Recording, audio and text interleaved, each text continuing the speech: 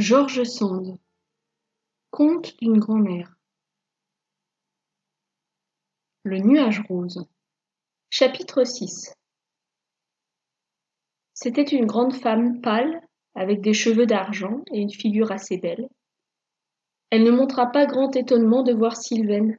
« Je t'attendais presque, » lui dit-elle en l'embrassant. « J'avais rêvé de toi et de ta fille. Voyons si elle est comme je l'ai vue dans mon rêve. » Catherine s'approcha. La tante Colette la regarda avec de grands yeux gris très clairs qui semblaient voir les gens jusqu'au fond de l'âme. Puis elle l'embrassa en lui disant « C'est très bien, c'est très bien. Je suis contente que cet enfant soit venu au monde. » Quand les voyageuses furent un peu reposées, elle leur montra toute sa résidence. La maison, qui paraissait petite de loin, était grande vue de près. Elle était toute en bois, mais en si beau bois de sapin, et si bien bâtie qu'elle était très solide. Les grosses pierres posées sur le toit empêchaient le vent d'enlever ou de trop secouer la charpente.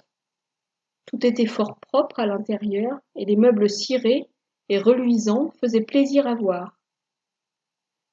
Il y avait beaucoup de vaisselle et d'ustensiles de cuivre, pour lit, des caisses de bois remplies de laine et de crin avec de beaux draps blancs et de bonnes couvertures, car il ne faisait jamais chaud dans cet endroit-là. On y faisait du feu tout l'été, et le bois ne manquait pas. Une bonne partie des arbres qui entouraient la prairie appartenaient, comme la prairie elle-même, à la tante Colette, et dans cette prairie qui était fort grande, elle nourrissait de belles vaches, quelques chèvres, et un petit âne pour faire les transports. Il y avait un jeune garçon pour soigner les bêtes, et une jeune fille pour faire le ménage et aller aux commissions, car la tante Colette aimait à bien vivre et 2 fois par semaine, elle envoyait au village chercher la viande ou le pain. En un mot, elle était riche, très riche pour une paysanne, et la Sylvaine, qui ne s'était point doutée de cela, car elle était venue pour l'assister si besoin était, ouvrait de grands yeux et se sentait intimidée, comme devant une dame fort au-dessus d'elle. Catherine était un peu confuse aussi, non pas d'être plus ou moins pauvre que sa grand-tante, mais de voir que celle-ci lui était supérieure par l'éducation. Pourtant, en la trouvant bonne et aimable, elle se tranquillisa, et sentit même pour elle une amitié, comme si elle l'eût toujours connue. Alors dès le premier jour, elle se mit à la questionner sans façon, et apprit qu'elle avait été femme de confiance d'une vieille dame, qu'elle avait soignée jusqu'à sa mort, et qui lui avait laissé de quoi vivre. « Mais elle n'était pas bien riche, ma vieille dame, » ajouta la tante Colette. « Et ce n'est pas avec ce qu'elle a pu me donner que je me suis procuré les aises que vous voyez chez moi. C'est avec mon travail et mon industrie. » « C'est avec le beau bétail que vous savez élever ?» dit Sylvaine. « Mon bétail entretient mes affaires, » répondit Colette. « Mais avec quoi ai-je acheté de la terre pour le loger et le nourrir ? Le devineras-tu, petite Catherine ? » ?»« Non, ma tante, je ne le devine point. »« Sais-tu filer, mon enfant ? » ?»« Oh, certainement, ma tante. Si à mon âge je ne savais pas filer, je serais bien sotte. »« Sais-tu filer très fin ? » ?»« Mais oui, assez fin. » « Elle est la première fileuse de chez nous, » dit Sylvaine avec orgueil, « et on lui apporterait n'importe quoi à filer qu'elle en viendrait à bout. »« Filerait-elle bien des toiles d'araignée ? » dit la tante Colette. Catherine pensa qu'elle se moquait et répondit en riant. « Dame, dame, je n'ai jamais essayé. »« Voyons comment tu files, » reprit la grande-tante en lui mettant au côté une quenouille d'ébène et en lui donnant un petit fuseau monté en argent. « Voilà bien de jolis outils, » dit Catherine en admirant la finesse de la quenouille, qui était droite comme un jonc, et le fuseau, léger comme une plume. « Mais pour filer, ma tante, il faut avoir quelque chose à mettre sur la quenouille. » On trouve toujours quelque chose quand on a de l'invention, répondit la tante. Je ne vois pourtant rien ici à filer, reprit Catherine, car vous parliez de toile d'araignée, et votre maison est trop bien époustée pour qu'il y en ait un brin. Et dehors, Catherine, puisque te voilà sur le pas de la porte, ne vois-tu rien du tout à mettre sur ta quenouille? Non, ma tante, car il faudrait que l'écorce des arbres fût broyée et la laine des moutons cardée, et à moins de filer ces nuages qui sont là-haut sur le glacier et qui ont l'air de grosses balles de coton. Eh bien, qui te dit qu'on ne puisse pas filer les nuages? Excusez-moi, je ne savais pas, dit Catherine, devenue toute pensive et toute sotte. Chapitre 7. Tu vois bien, lui dit Sylvaine, que ta grand-tante se moque de toi. Pourtant, reprit la tante, vous savez comment on m'appelle dans le pays? Je l'ignore, répondit Sylvaine. Nous ne comprenons pas le langage de la montagne, mais vous pouvez vous gausser de nous tant qu'il vous plaira. Je ne me gausse point. Appelez Benoît, mon petit valet qui sert le dîner sous le berceau. Il parle français. Demandez-lui comment je m'appelle. Sylvaine appela Benoît et bien honnêtement lui fit la question. Comment, dans le pays d'ici, appelle-t-on Madame Colette, ma tante? Et pardi, répondit Benoît. On l'appelle la grande fileuse de nuages. On questionna de même la petite servante, qui répondit sans hésiter la même chose. Voilà qui est étonnant, par exemple, dit Catherine à sa mère. Filer des nuages. Eh bien, pourtant, ma tante, ajouta-t-elle, vous m'apprenez une chose dont je m'étais toujours doutée, c'est qu'on peut manier ces choses-là. Quand j'étais petite, une fois, elle s'arrêta en voyant sa mère lui faire de gros yeux, comme pour lui dire « Ne recommence pas cette sornette-là ». Mais Madame Colette voulut tout savoir et Sylvaine lui dit « Excusez une enfant, ma tante, c'est encore si jeune. Son idée n'est point de se moquer de vous comme vous vous êtes moqué d'elle, c'était votre droit. Elle sait bien que ce ne serait pas le sien. » Mais enfin, reprit la vieille, ça ne me dit pas ce qu'elle voulait dire.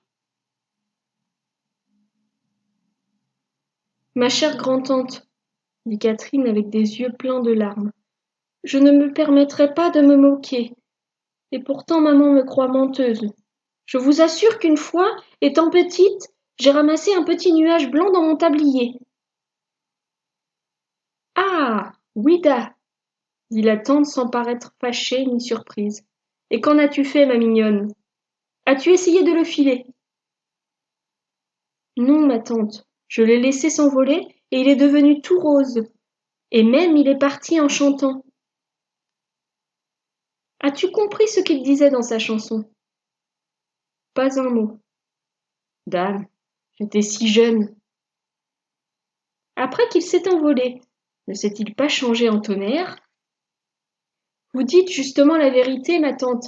Il a effondré notre toit et il a cassé notre gros pommier qui était tout en fleurs. Voilà ce que c'est de ne pas se méfier des ingrats, reprit madame Colette, toujours très sérieuse. Il faut se méfier de tout ce qui change, et les nuages sont ce qu'il y a de plus changeant dans le monde.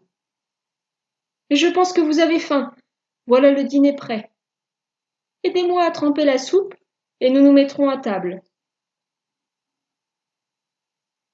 Le dîner fut très bon, et Catherine y fit honneur. Le fromage et la crème étaient exquis. Il y eut même du dessert, car la tante avait dans un bocal des macarons au miel qu'elle faisait elle-même et qui étaient délicieux. Ni Sylvaine ni sa fille n'avaient jamais fait un pareil repas. Quand on eut dîné, la nuit étant venue, madame Colette alluma sa lampe et apporta un petit coffre qu'elle posa sur la table. « Viens ça, dit-elle à Catherine. Il faut que tu saches pourquoi on m'appelle la fileuse de nuages. Approche aussi, Sylvaine, tu apprendras comment j'ai gagné ma petite fortune. Qu'est-ce qu'il y avait donc dans ce coffret dont la tante Colette tenait la clé? Catherine mourait d'envie de le savoir. Chapitre 8. Il y avait quelque chose de blanc, de mou et de léger qui ressemblait si bien à un nuage que Catherine poussa un cri de surprise et que Sylvaine, s'imaginant que sa tante était sorcière ou fée, devint toute blême de peur. Ce n'était pourtant pas un nuage, c'était une grosse floche d'écheveau de fil fin, mais si fin, qu'il eût fallu couper un cheveu en 10 pour faire quelque chose de si fin. C'était si blanc qu'on n'osait y toucher, et si fragile qu'on craignait de l'emmêler en soufflant dessus. Ah, ma grande tante, s'écria Catherine, toute ravie. Si c'est vous qui avez filé cela, on peut bien dire que vous êtes la première filandière du monde et que toutes les autres sont des tordeuses de ficelles. C'est moi qui ai filé cela, répondit madame Colette, et tous les ans je vends plusieurs de ces boîtes. Vous n'avez pas remarqué en venant ici que toutes les femmes font de la dentelle très fine, qui se vend très cher? Je ne peux pas les fournir toutes, et il y a beaucoup de fileuses qui travaillent fort bien. Mais aucune n'approche de moi, et on me paie mon fil 10 fois plus que celui des autres. C'est à qui aura du mien. Parce qu'avec le mien on fait des ouvrages qu'on ne pourra plus faire quand je ne serai plus de ce monde. Me voilà bien vieille, et ce serait grand dommage que mon secret fût perdu. N'est-ce pas vrai, Catherine? Ah, ma tante, s'écria Catherine, si vous vouliez me le donner. Ce n'est pas pour l'argent, mais je serais si fière de travailler comme vous. Donnez-moi votre secret, je vous en prie. Comme ça, tout de suite? Dit la tante Colette en riant. Eh bien, je te l'ai dit, il s'agit d'apprendre à filer les nuages.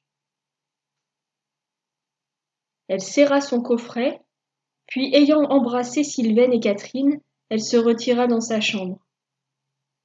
Elles couchèrent dans celle où elles se trouvaient et où il y avait un troisième lit pour Renée, la petite servante. Comme ce lit se trouvait tout près de celui de Catherine, elles babillèrent tout bas avant de s'endormir. Sylvaine était si lasse qu'elle n'eut pas le temps de les écouter. Catherine faisait 1000 questions à Renée, qui était à peu près de son âge. Elle n'avait qu'une chose en tête, elle voulait savoir si elle connaissait le secret de sa grand-mère pour filer les nuages.